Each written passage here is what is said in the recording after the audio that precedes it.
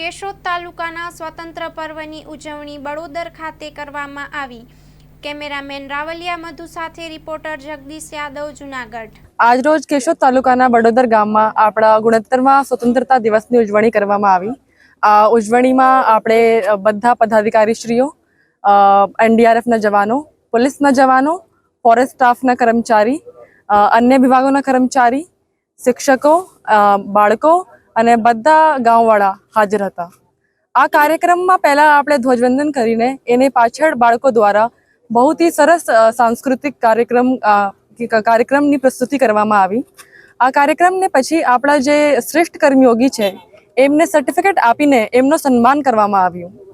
એને સિવાય આજરોજ વડોદર ગામમાં ફોરેસ્ટ સ્ટાફની સહાયતાથી 101 વૃક્ષોનું રોપણ કરવામાં આવ્યું।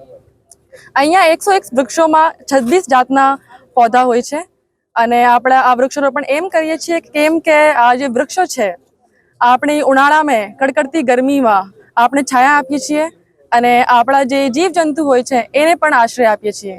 અને આજના સમયમાં જ્યારે પ્રદૂષણ વધારે છે અને ગ્લોબલ વોર્મિંગ વધારે છે તો આપણે આ ઉમ્મીદ કરીએ છીએ કે આ જે પેડો છે, વૃક્ષો છે, આપણે વધીને વધી આપણે જે પ્રદૂષણની પરેશાની છે એમને ઓછી કરે અને આપણે બધા ગામવાળાને આપણી તરફથી આપણી આવતી પેઢીઓને એક ઉપહાર છે। ધન્યવાદ।